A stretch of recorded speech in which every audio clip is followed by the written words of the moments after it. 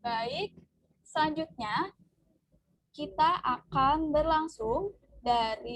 melangsungkan acara dari pembukaan moderator ke sambutan ketua panitia yang dalam hal ini akan dibacakan oleh Kak Arung Agamani Budi Putra. Kepada Kak Arung dipersilahkan. Oke, tes. Kedengaran? Sudah, Kak. Sudah, Kak. Kedengaran Oke. ya? Sudah, Kak. Udah. Karena udah kedengaran artinya mari kita mulai aja.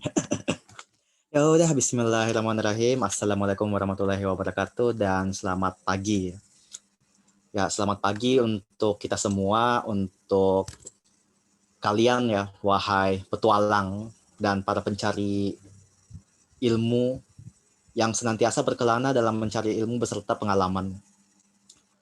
Terlebih dahulu izinkan mungkin dari saya untuk mengucapkan terima kasih yang sebesar-besarnya kepada Tuhan Yang Maha Esa atas berkat dan rahmat-Nya kita masih diberi kesempatan agar bisa hadir di acara Pekosip Talk ini dalam kondisi sehat walafiat dan penuh fokus dan penuh berkah lainnya.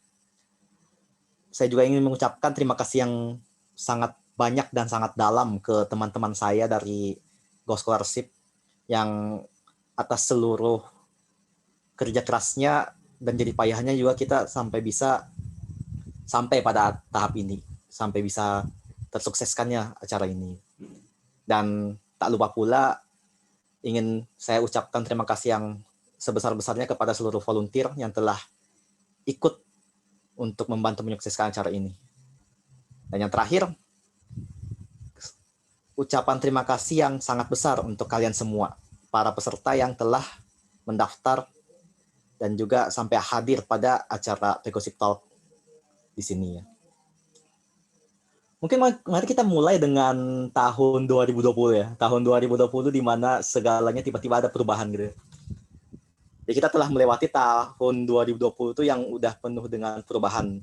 Mulai mungkin dari perubahan pola hidup, perubahan kebiasaan, perubahan metode, dan juga mungkin perubahan atas kesadaran terhadap apa yang terjadi di sekeliling kita. Nah, tahun 2020 ini itu adalah menjadi tahun yang bagi kebanyakan orang itu adalah tahun yang sulit ya. Penuh dengan rintangan untuk menjaga diri dan juga untuk tetap menjadi seseorang yang tetap progresif dan juga senantiasa untuk belajar.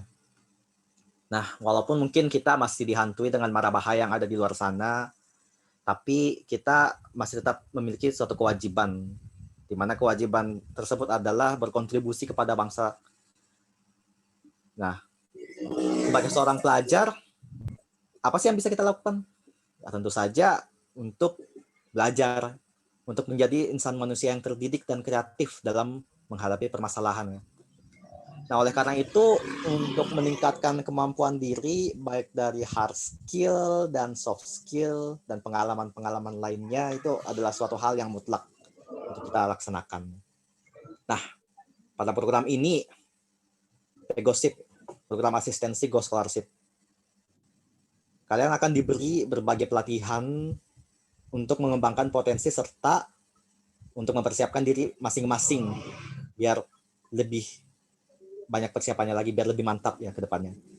Nah, selama 1 bulan ke depan ini akan ada beberapa sesi mini webinar, salah satunya yang dilaksanakan pada hari ini, dimana kami yakin ini bisa menjadi ladang ilmu bagi kalian. Dan juga kalian akan dibimbing oleh kakak-kakak pendamping melalui berbagai challenge dan mungkin jaga tugas. Dan tugasnya asik kok ya. Dimana tugas dan challenge ini itu kami targetkan agar bisa mempersiapkan diri kalian dengan lebih baik. Nah, harapan saya sih sederhana aja ya. Jadi saya hanya berharap kalian memiliki keseriusan dan keteguhan, konsistensi, dan keinginan yang kuat, tekad untuk menyelesaikan program ini dengan sungguh-sungguh. Karena siapapun yang bisa menyelesaikan program ini dengan sungguh-sungguh dan mengambil seluruh hikmah dan pelajaran yang ada, saya yakin gitu, kalian akan memiliki bekal, pengalaman, dan pengetahuan yang jauh lebih banyak ketimbang orang-orang lainnya. Gitu. Dan itu bisa kalian juga anggap sebagai suatu bentuk perubahan menjadi insan manusia yang lebih progresif dan niscaya bisa berkontribusi balik ke masyarakat dan bangsa. Jadikan juga program ini itu sebagai ajang bagi kalian untuk mengembangkan relasi ya dan insight dan mendapatkan insight dari orang lain. Jadi kenalan dengan yang lain, ngomong dengan orang lain. Karena nggak ada yang tahu kan apakah kita akan bertemu lagi pada suatu kesempatan di masa depan. Hanya Tuhan yang Maha Esa yang mengetahui. Nah, yang terakhir dari saya sih, jaga kesehatan dan semangat kalian. Pandemi ini belum berakhir. Namun dengan usaha kita sebagai masyarakat yang taat terhadap aturan, maka semakin cepat juga kita akan kembali untuk bisa berproses untuk mengembangkan diri dan untuk membangun negeri ke arah yang lebih baik. Saya ucapkan semangat dan jaga semangat kalian, jaga kesehatan kalian, dan jaga jiwa kalian yang penuh dengan rasa untuk mencari tahu. Sekian dari saya. Wabillahi taufiq wal hidayah. Wassalamualaikum warahmatullahi wabarakatuh dan selamat pagi. Waalaikumsalam warahmatullahi wabarakatuh. Waalaikumsalam warahmatullahi wabarakatuh. Terima kasih kepada Kak Arung Agamani Budi Putra yang telah menyampaikan sepatah dua patah kata untuk menyemangati teman-teman. Benar banget ya kata Kak Arung. Kita harus berdoa semoga pandemi ini cepat berakhir dan juga teman-teman bisa beraktivitas seperti sedia kala. Namun selama menunggu pandemi usai, masih ada kesempatan beasiswa yang bisa teman-teman cari atau dapatkan juga nanti di Pegoship dan juga bisa mendaftarkan diri dan kemudian mudah-mudahan bisa dimudahkan jalannya oleh Tuhan untuk mendapatkan beasiswa. Oke, sekali lagi terima kasih ya Kak Arum. Dan selanjutnya kita beralih ke acara lain. Acara apa? Tentu yang sudah teman-teman tunggu, yaitu acara inti, presentasi dan penyampaian materi. Namun sebelumnya kita akan mengikuti pengenalan narasumber. Dan saat ini alhamdulillah setelah bergabung bersama kita materi pada pagi hari ini yaitu Kak Umar Aziz. Halo Kak Umar, mungkin kita sudah sapa langsung ya. Halo Kak Umar.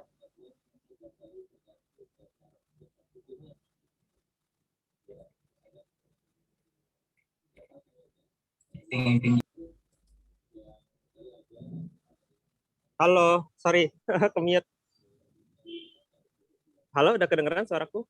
Halo, sudah terdengar Kak. Oke. Untuk videonya, apakah Kak bisa on cam sekarang? Sebentar. Kelihatan nggak mukaku? Aku Ya, di HP terlihat, soalnya. Kak. Oh, udah ya, kelihatan ya? Iya. Aku gini aja, oke. Oke, mungkin teman-teman bisa menyapa Kak Umar Aziz dengan menggunakan reaction yang ada di bawah seperti ini nih. Nah, seperti thumb up kayak gini. Halo Kak Umar. Halo, Mbak. Teman-teman pakai emotnya yuk. Boleh apa aja. Boleh love, boleh ini nangis sambil ketawa. Oke, teman-teman aktif ya. Artinya kita pin dulu kakaknya. Oh, baik. Mungkin Kak untuk sekarang saya mau nyapa-nyapa kakak dulu nih. Bagaimana Kak Umar kabarnya pada hari ini, Kak? Ya, alhamdulillah baik. Dan sorry banget ya, agak telat karena memang agak miskom aku baca tornya. Sekali lagi mohon maaf buat panitia. Tapi senang banget bisa bergabung dengan semua teman-teman. Apalagi kemarin di tor dibilangin yang ikut 150-200-an, pas saya lihat bener ya, 100-an, luar biasa banget. Terima kasih banget buat teman-teman yang udah datang. Alhamdulillah tuh teman-teman diterima kasih tuh teman-teman dinotis sih, udah dinotis sama pembicaranya. Oke, mungkin aku sekalian membaca juga ya ini CV yang telah diberikan oleh Kak Umar. Kak Umar menempuh pendidikan S1 di jurusan Politik Pemerintahan UGM dan menjadi lulusan terbaik dari program tersebut. Setelah lulus, Kak Umar bekerja di CFDS UGM, sebuah pusat kajian yang fokus pada kajian teknologi digital. Dan kemudian pada tahun 2019, Kak Umar melanjutkan studinya di I-nya banyak banget ini. IIT Bangalore, India dengan program Digital Society dengan program beasiswa Kemenkominfo RI. Wah, jadi kakaknya berpengalaman ya untuk urusan beasiswa nih. Dan teman-teman diharapkan dapat mendengarkan materi dengan baik dan juga nanti bertanya. Kak, ini banyak yang nyapa dari kolom chat nih, banyak banget. Halo iya Kak nih. Umar. Aku sambil ini ya. Iya.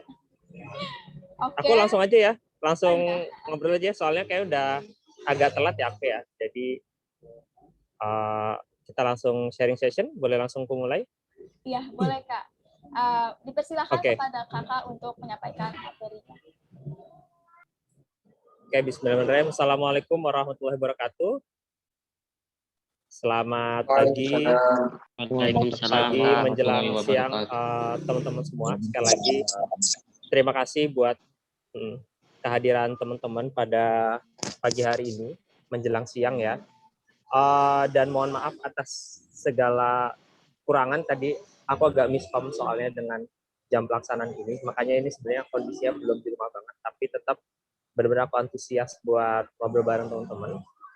Pertama-tama ketika aku dikasih tornya dari panitia ya, awalnya banget aku pikir ini akan diskusi soal beasiswa S2 karena sebetulnya yang sekarang tadi sebagaimana disampaikan oleh moderator, aku mahasiswa S2 di Triple ITB Bangalore dengan beasiswa Kominfo. Sedangkan kalau S1-nya beberapa kali dapat beasiswa, tapi nggak yang beasiswa full seperti bidik misi gitu ya.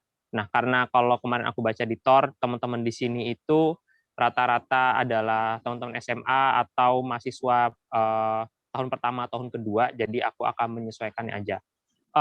Beberapa hal yang belum ditulis di CV,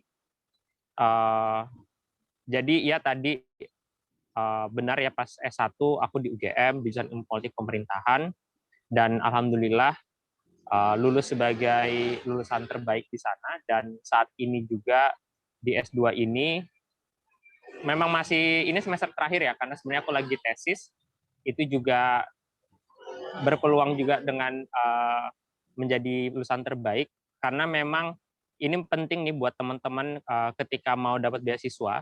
Salah satu indikator utama atau yang penting ya ketika kita mau mendapatkan beasiswa itu kan adalah IPK yang tinggi. Meskipun IPK yang tinggi itu bukan semata-mata menjadi patokan gitu ya. Ada banyak indikator yang lain. Nah, kemudian gimana nih biar kita bisa dapetin IPK yang tinggi, kemudian kriteria-kriteria pendukung lain untuk mendapatkan beasiswa, baik teman-teman yang sekarang baru mau kuliah atau sedang kuliah atau bahkan sudah berpikir untuk S2.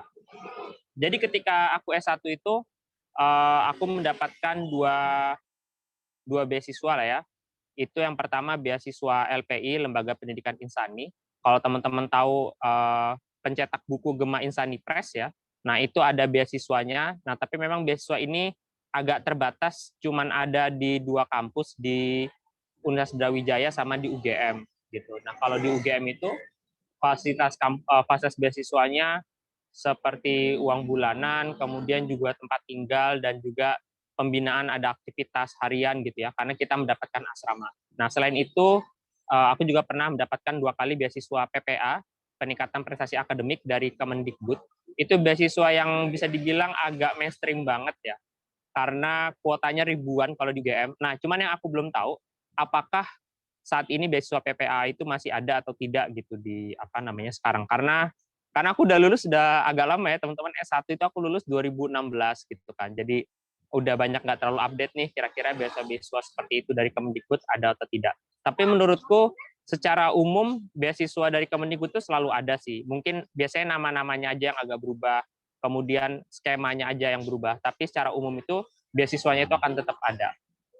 Nah, terus gimana nih kalau ini kan judulnya di TOR tuh life hack ya, gimana nih supaya kita itu bisa dapat beasiswa, termasuk tadi gimana supaya kita bisa dapetin IPK yang tinggi atau mempermudah persyaratan kita untuk mendapatkan beasiswa. Nah, pertama, hampir semua, meskipun tidak semua ya, hampir semua beasiswa itu mereka mensyaratkan IPK, minimal IPK. Untuk yang sudah S1 ya. Buat teman-teman yang baru SMA mungkin agak mengikuti ya, karena kalau teman-teman yang SMA untuk dapetin beasiswa dari awal itu menurutku nggak banyak-banyak banget. Ada sih bidik misi terutama ya. Mungkin nanti teman-teman perlu diskusi, tapi kalau bidik misi itu juga hanya terbatas buat teman-teman yang kurang mampu gitu kan. Bidik misi kayak masih ada sampai sekarang. Mungkin perlu nanti ada sesi khusus dengan teman-teman bidik misi. Nah, selain itu kalau yang dari SMA ke perguruan tinggi, maksudnya yang dapat dari awal perguruan tinggi itu dari awal banget itu biasanya beasiswa daerah. Nah, coba teman-teman cek apakah provinsi atau pemerintah kabupaten kotanya menyediakan beasiswa, karena di beberapa daerah kalau dulu aku kuliah di UGM itu banyak teman-teman yang dari Lampung, dari Riau, dari Bali, dari Lombok juga kayaknya ada. Itu yang Kalimantan juga tuh berapa ada. Pemerintahnya memiliki, sama Padang ya, sama Sumatera Barat, itu pemerintahnya memiliki beberapa program beasiswa perguruan tinggi. Nah, itu yang teman-teman mesti cek.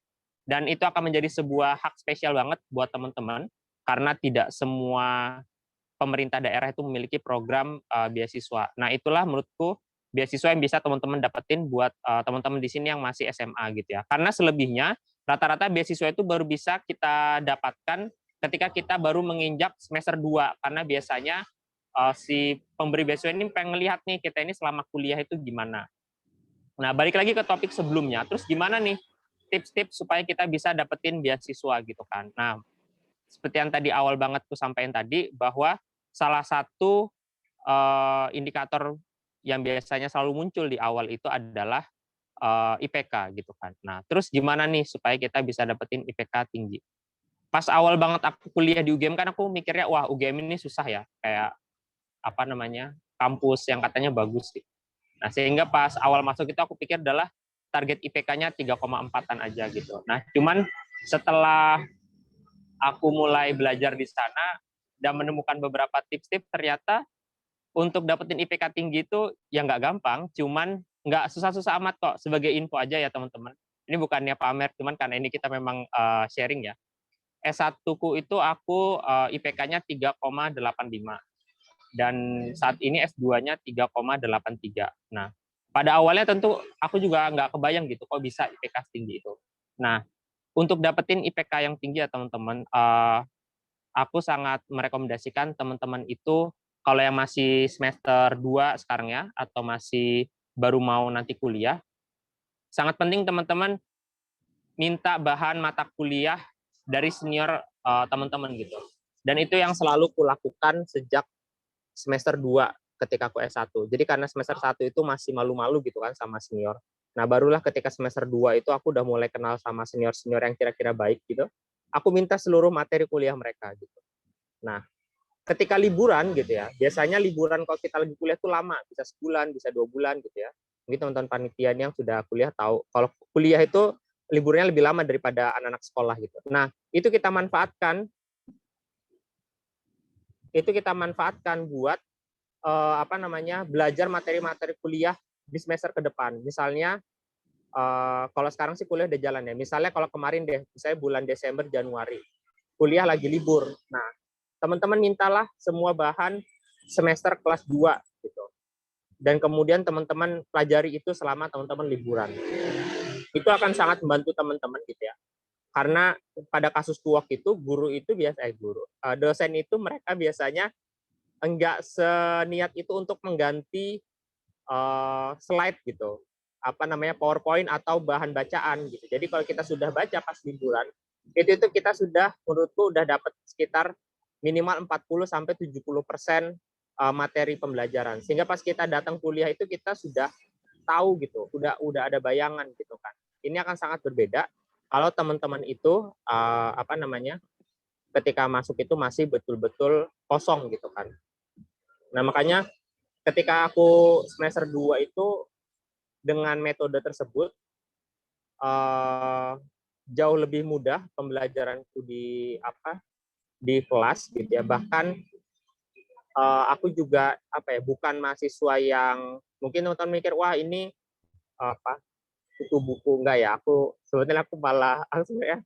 Nah, ini juga menarik teman-teman. Tapi ini jangan dicontoh ya. Meskipun IPK aku cukup tinggi gitu ya. Fakta menariknya selama S1 dan S2 aku itu nggak pernah nyatet di kelas gitu. Karena memang sebetulnya aku tuh nggak rajin. Intinya aku tuh nggak rajin ya teman-teman. Cuman tadi, memang judulnya pasti ya, life hack ini ya. Kita tahu tips-tipsnya gitu. Misalkan, karena memang aku orangnya nggak suka nyatet, sehingga aku lebih suka belajar dari bahan-bahan senior, dan itu membantu gitu kan. Ketika pun kalau di kuliah, teman-teman pasti udah jadi rahasia umum. Biasanya kita juga bisa saling berbagi gitu ya, catatan dengan teman-teman. Biasanya di kelas tuh pasti ada yang lebih rajin gitu. Nah ini mungkin nggak perlu dicontoh, cuman hanya ingin menggambarkan ke teman-teman, ternyata aku aja yang istilahnya selama S1 dan S2 nggak pernah nyatet aja, bisa loh untuk mendapatkan IPK yang tinggi. Apalagi aku yakin di sini teman-teman banyak yang jauh lebih rajin. Cuman tadi aja, kita perlu tahu tips-tipsnya. Seperti tadi, tips yang paling penting adalah coba pelajari materi-materi yang akan kita dapatkan di semester selanjutnya. Dan itu juga penting nanti buat teman-teman. Banyak banget teman-temanku itu ketika ngambil mata kuliah itu mereka buta gitu ya. Misalnya memilih mata kuliah itu cuma berdasarkan judul. Nah, padahal judul mata kuliah itu kadang bisa clickbait teman-teman. Jadi kayaknya judulnya keren nih gitu ya. Misalnya pas aku S2 itu misalnya ada, atau S1 lah ya, ada tuh mata kuliah masyarakat digital. Wah kan keren tuh, kayaknya kekinian banget. Nah, tapi kita nggak tahu nih, sebetulnya dosennya ini kira-kira mengajarnya itu apakah menyenangkan gitu ya, apakah mekanisme penilaiannya fair gitu, apakah penugasannya itu berat atau tidak. Nah, dengan kita mempelajari tadi materi-materi dari senior kita, kakak kelas kita, itu akan memberikan bayangan kepada kita gitu, sehingga setiap mata kuliah yang mau kita ambil itu kita tahu semua konsekuensinya gitu. Nah, jadi itu tips yang pertama. Kemudian yang kedua, teman-teman juga harus membangun karakter diri teman-teman ketika nanti teman-teman kuliah gitu. Karena setiap pemberi beasiswa itu mereka ingin melihat atau mereka ingin punya bayangan penerima beasiswa mereka itu seperti apa. Contoh kalau misalkan bidik misi itu kan mereka ingin melihat mahasiswa yang kurang mampu tapi mereka punya prestasi akademiknya. Kalau bidik misi itu penekanannya di sana. Tapi ada juga beasiswa-beasiswa lain gitu ya, yang mereka itu inginnya seperti yang aku dapatkan, Lembaga Pendidikan Insani itu, LPI di UGM, itu mereka ingin melihat mahasiswa yang punya prestasi akademik gitu ya. Nah, tapi juga aktif di kampus gitu. Nah, makanya itu cocok dengan aku karena selain di kelas juga, sejak tahun pertama sampai tahun ketiga itu aku aktif di BEM atau Dewan Mahasiswa Visipol UGM. Nah, teman-teman tidak harus aktif di BEM gitu ya, tapi teman-teman harus membangun diri teman-teman tuh ingin image-nya seperti apa gitu. Apakah teman-teman ingin membangun image seperti seorang aktivis, ataukah sebagai seorang saintis gitu ya, yang ikut lomba-lomba karya ilmiah gitu ya, atau ingin menjadi seorang yang sosial masyarakat yang punya banyak kegiatan ke masyarakat gitu ya, atau yang punya kewirausahaan sosial gitu ya. Sekarang lagi ngetren kan social entrepreneurship gitu ya. Nah, aku mau cerita juga nih ya. Ini pernah aku sampaikan juga nih ke pas acara penerimaan mahasiswa baru di UGM. Aku bersyukur banget ketika di UGM aku punya teman-teman yang luar biasa gitu ya. Yang pertama ada namanya Mas Malik Hidir, teman-teman bisa sambil googling ya. Mas Malik Hidir ini dia itu adalah seniorku. Beliau adalah mahasiswa MIPA UGM gitu ya. Beliau ini IPK-nya kecil, teman-teman. Nah, makanya tadi aku sampaikan IPK itu penting tapi bukan satu-satunya gitu.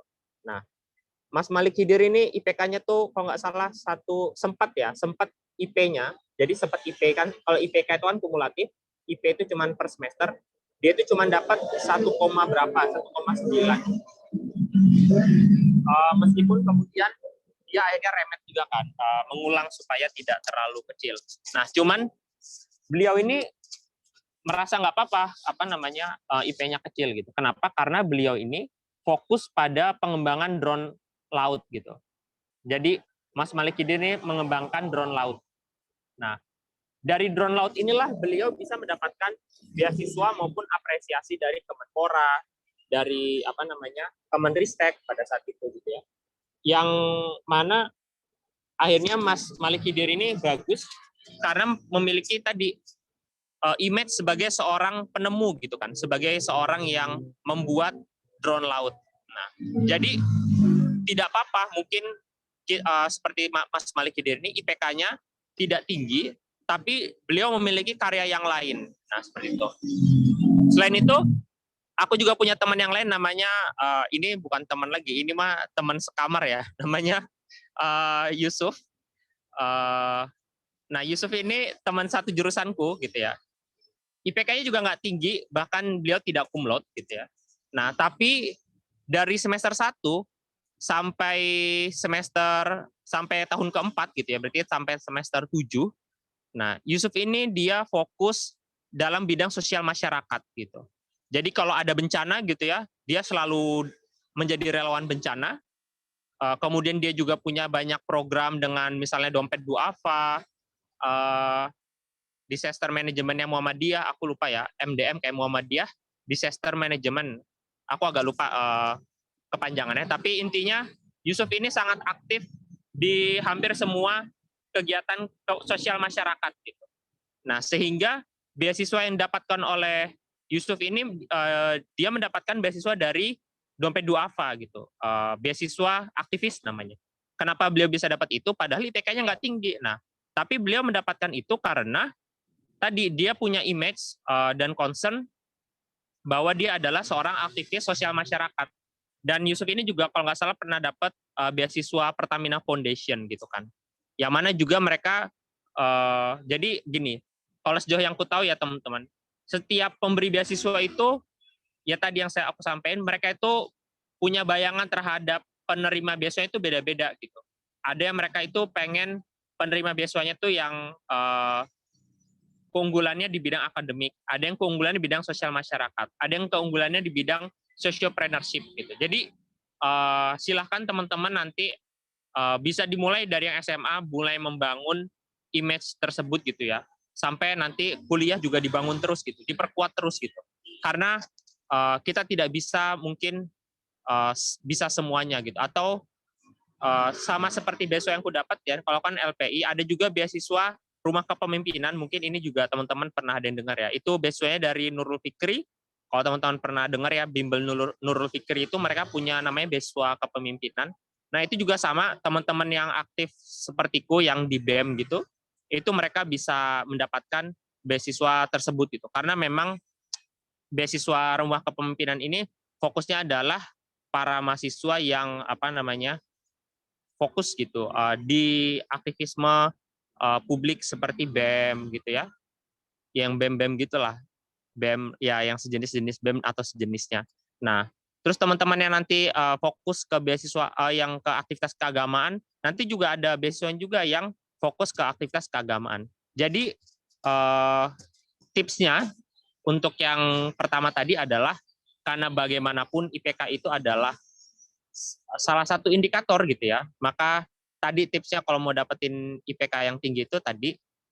Kemudian yang kedua adalah kita membangun image yang sesuai gitu dengan passion kita dan nggak usah terlalu fake banget ya. Jadi maksudnya gini, kalau teman-teman memang bukan orang yang sosial masyarakat, nggak usah terlalu dipaksakan di sana gitu. Mungkin teman-teman bakatnya atau passionnya di bidang akademik atau di bidang kewirausahaan sosial atau di bidang innovation gitu. Jadi disesuaikan aja atau di bidang soft skill, misalnya ada yang jago nyanyi gitu kan, ada yang intinya banyak ya,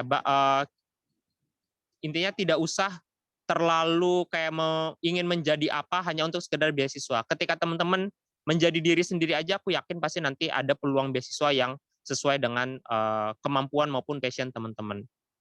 Oh ya, aku kelupaan tadi yang soal IPK ya.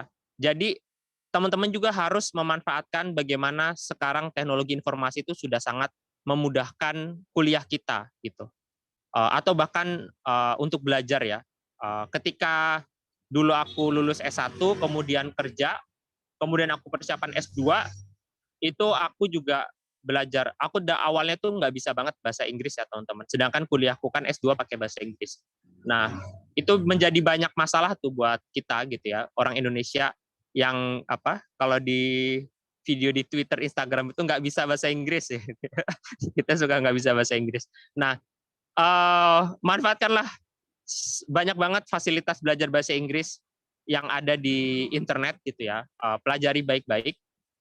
Kalau teman-teman punya uang yang cukup, mau ikut les, banyak juga komunitas-komunitas belajar bahasa Inggris. Banyak banget sekarang seperti yang sejenis Pegosip ini yang memberikan pembelajaran bahasa Inggris itu juga banyak. Karena memang itu juga penting, dan ini juga bahkan kalau misalnya kita bisa bahasa Inggris, beasiswa S1 maupun S2 itu nanti bukan hanya terbatas dari dalam negeri, tapi juga luar negeri. Beberapa temanku yang dari S1-nya mereka sudah bisa bahasa Inggris, itu mereka suka ikut program pertukaran pelajar gitu ya, yang mereka bisa ke banyak negara, ke Jepang, ke Korea, ke Cina, ke Eropa, ke Amerika gitu ya. Itu semuanya gratis, dan pasti di sana itu kita harus melampirkan sertifikat bahasa gitu. Jadi, dan itu merupakan salah satu penyesalan aku sih, karena aku baru belajar bahasa Inggris tuh buat S2. Nah, buat teman-teman yang masih memulai S1-nya gitu ya, atau yang bahkan masih mau masuk perguruan tinggi, itu menurutku sangat tepat banget buat memulai belajar bahasa Inggris gitu.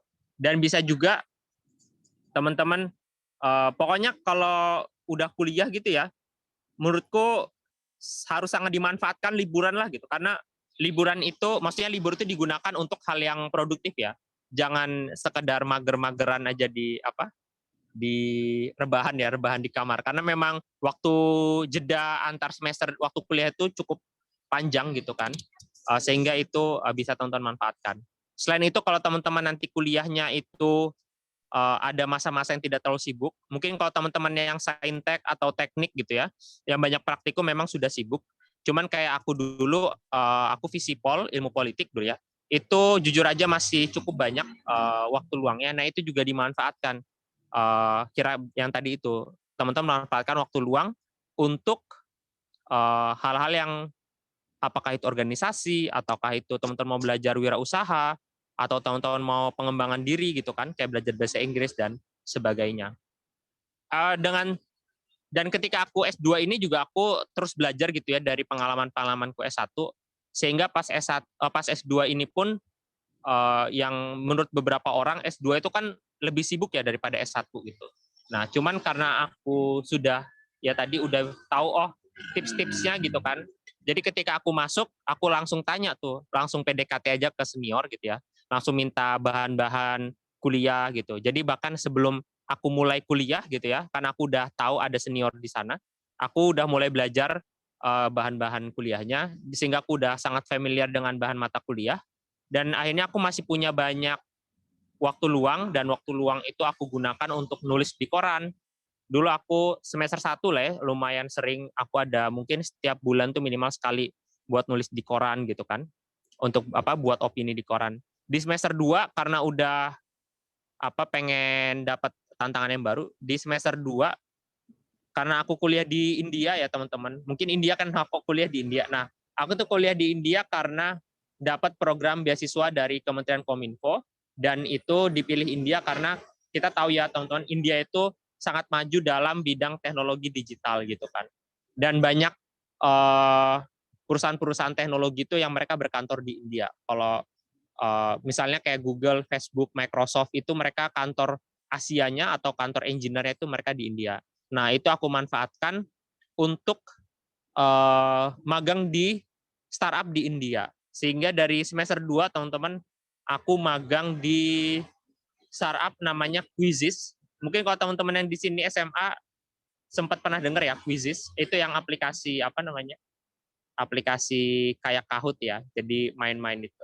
Ini kalau aku di rumah kita sambil main Quizizz ini. Sebenarnya aku lagi di luar ya, jadi agak susah. Tapi intinya gitu. Dan kalau bayangan orang kan ketika kita magang di startup itu kan stereotipnya kerjanya tuh lembur gitu ya. Kerja keras segala macam. Nah, cuman tadi dengan kita sudah tahu tips-tipsnya, kita belajar dari senior, kemudian manfaatkan semua yang ada di internet. Karena kalau udah ada di internet itu kita mau belajar itu gampang. Kita mau belajar apa aja bisa. Kalau aku tuh orangnya fokus ya. Jadi kita tuh mau kayak mana gitu. Kita mau menjadi seorang aktivis kah?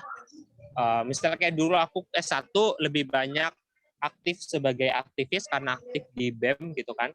Nah, tapi aku S2 lebih banyak aktif di startup karena aku ingin membangun pengalamanku bekerja di startup gitu kan. Nah, jadi tadi itu mengikuti itu semua nanti apa ya, setidaknya untuk mendapatkan beasiswa itu akan jauh lebih mudah. Dan penting juga menurutku teman-teman jangan hanya bergantung pada beasiswa-beasiswa yang populer ya. Contoh kayak aku kan S2 itu S2 Kementerian Kominfo.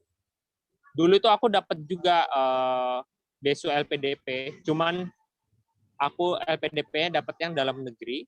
Nah, kemudian aku Kementerian Kominfo dapatnya luar negeri. Itu sangat jauh lebih mudah dibandingkan LPDP. Kenapa? Karena LPDP kan beasiswanya sudah sangat populer ya, sehingga banyak sekali lulusan-lulusan lain juga yang bersaing di LPDP. LPDP itu mungkin puluhan ribu setiap tahun yang daftar. Kalau Kementerian Kominfo itu masih ratusan yang daftar. Nah, jadi teman-teman nanti yang mau nyari beasiswa, baik nanti S1 atau S2, kampus. Coba cari, banyak banget kok beasiswa yang tidak diumumkan di kampus. Apalagi kalau teman-teman mau cari beasiswa yang kayak pertukaran pelajar, summer school gitu ya. Menurutku summer school juga hitungannya beasiswa, karena ada summer school itu kita bukan tipe gosip ini gitu ya, maupun komunitas beasiswa lain, karena banyak tadi sekali lagi program-program itu yang tidak dibagikan di di kampus gitu, dan namanya pembiayaannya gitu. Nah, bisa juga teman-teman gak usah terlalu strict gitu terhadap beasiswa. Misalnya teman-teman bisa mendaftar magang, karena sekarang di era Nadiem Makarim ini magang itu sangat dimudahkan gitu kan. Halo Kak, suaranya Ya, gimana? putus-putus Kak. Putus ya? Iya, dan waktu penyampaiannya 2 menit lagi. Gimana ya? Tapi udah lancar sih sekarang.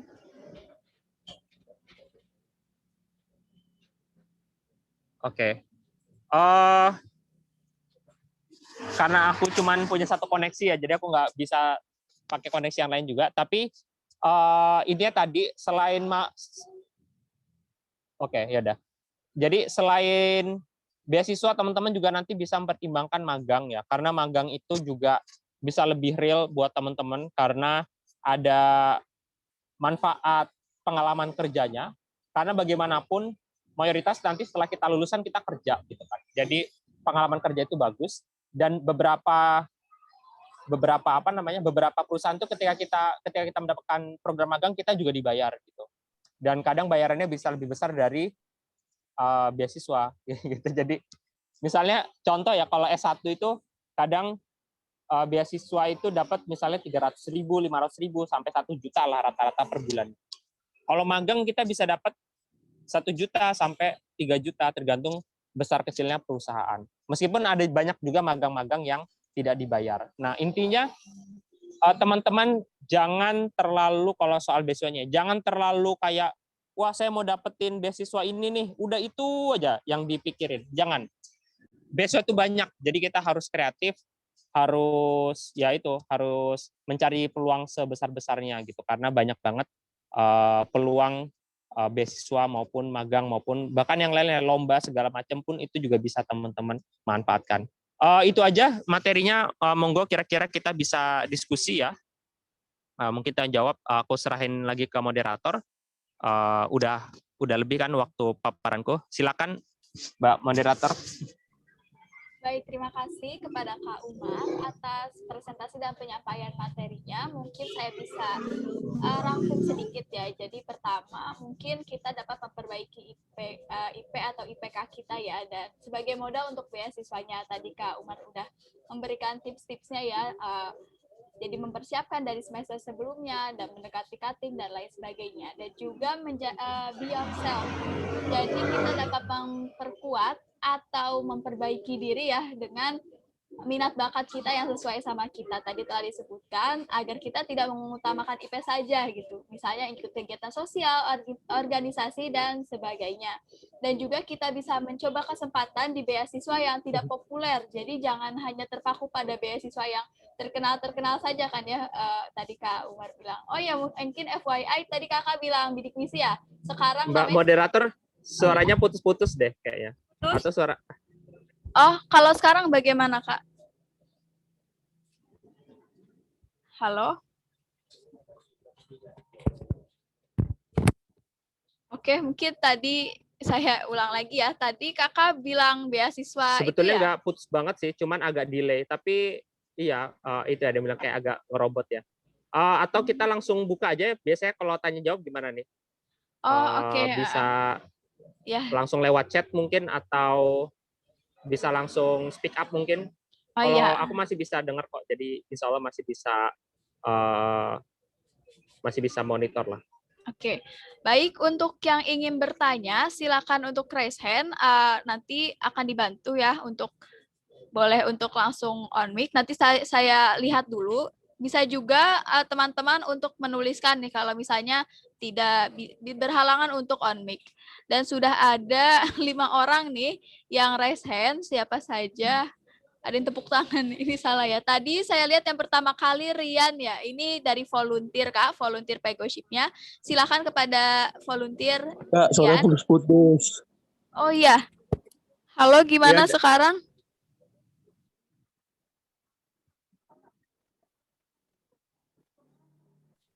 Masih Halo. putus-putus, Kak. Kalau sekarang bagaimana?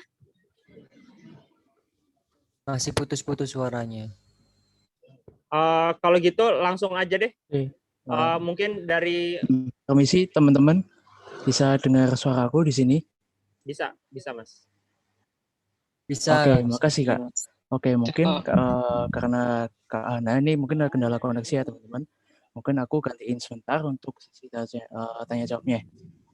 Nah, di sini ada beberapa nih yang udah resign. Mungkin aku tunjuk dulu yang pertama ya Kak. Mungkin dari kelompok 7, Salwa Praneswari.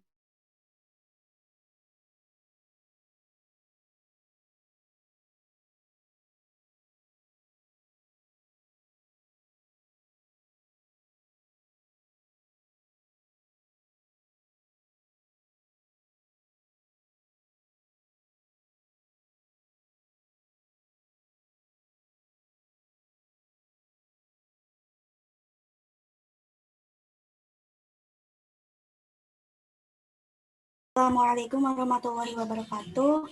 Izin bertanya Kak Umar. Waalaikumsalam. Tadi kan Kak Umar memaparkan bahwa membangun image yang sesuai dengan passion kita itu penting.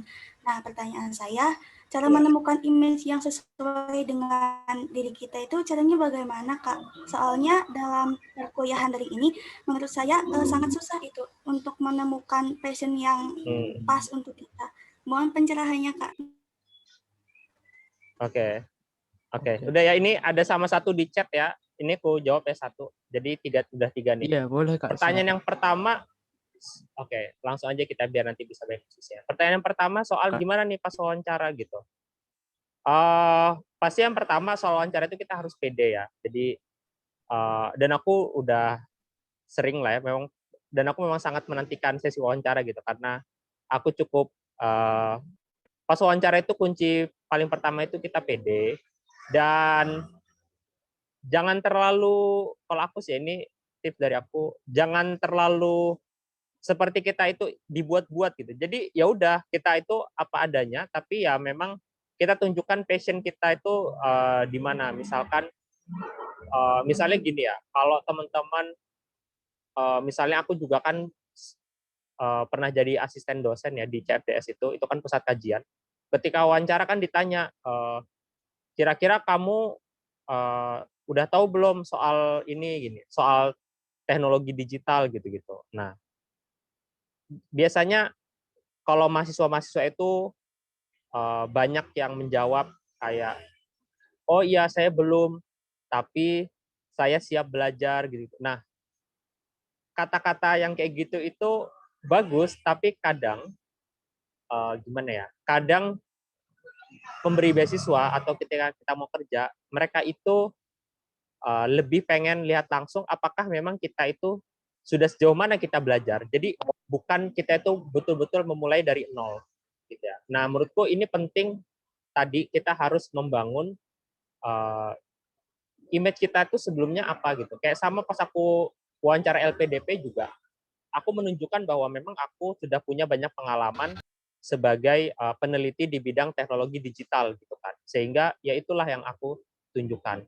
Nah, makanya balik lagi teman-teman tuh harus punya menurutku ya, punya point of interest gitu kan.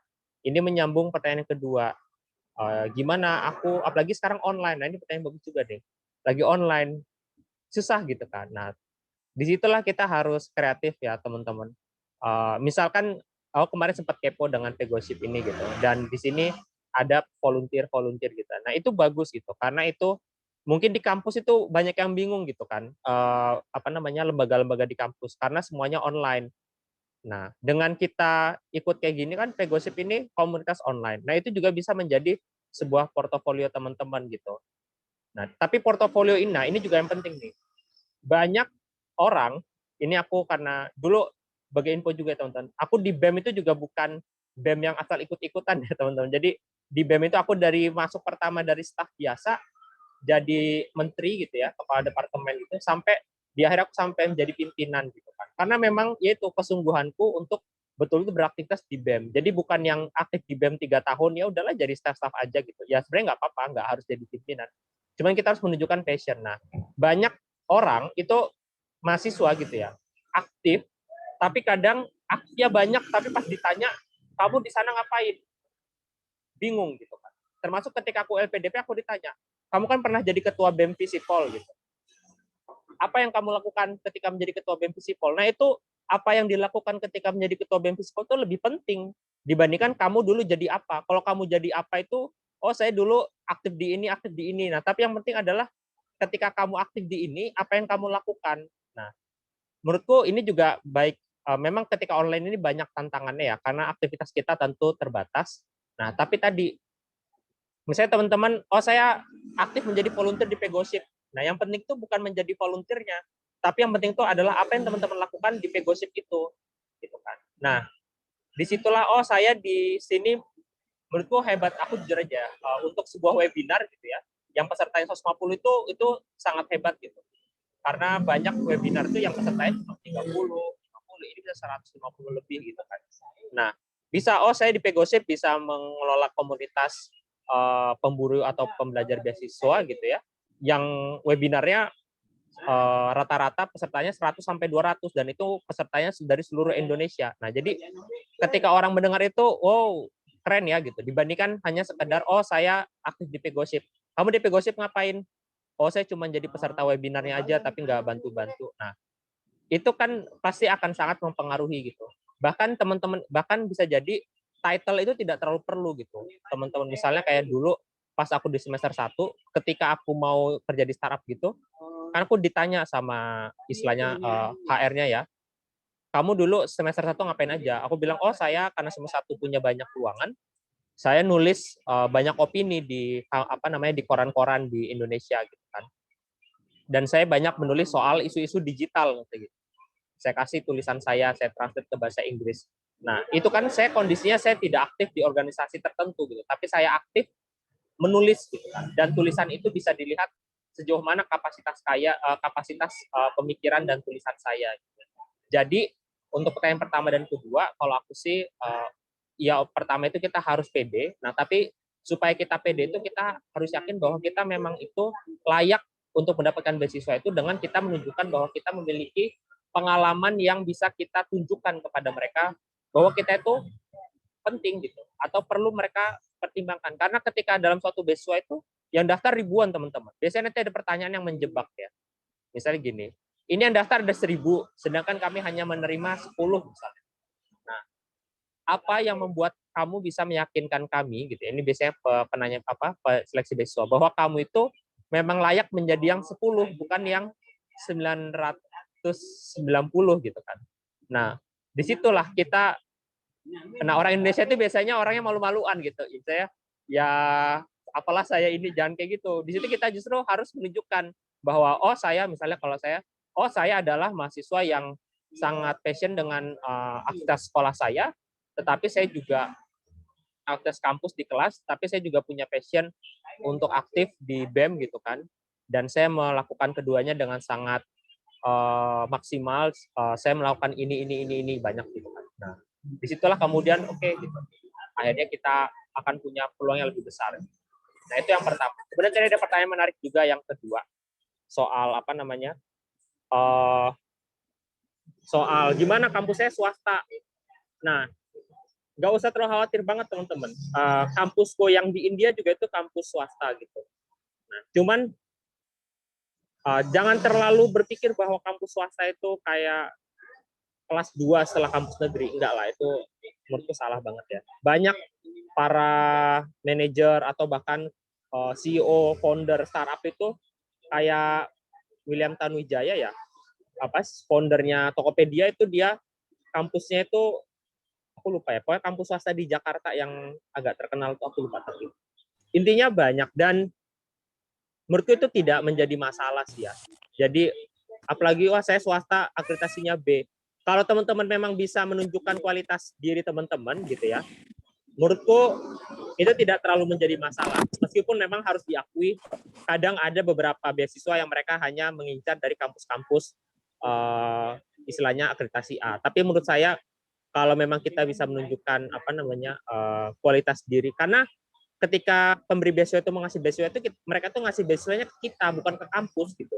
Jadi kalau memang diri kita itu memang punya kualitas gitu ya nggak masalah gitu. Dan teman-teman satu angkatanku yang keterima beasiswa Kominfo itu banyak yang dari kampus swasta.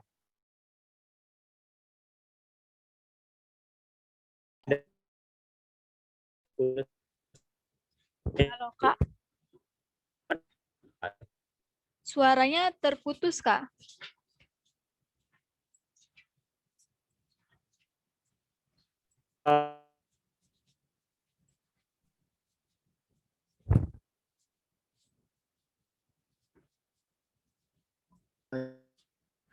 Yang kedua, dari untuk siswa itu biasanya kan kita mengumpulkan CV, Kak.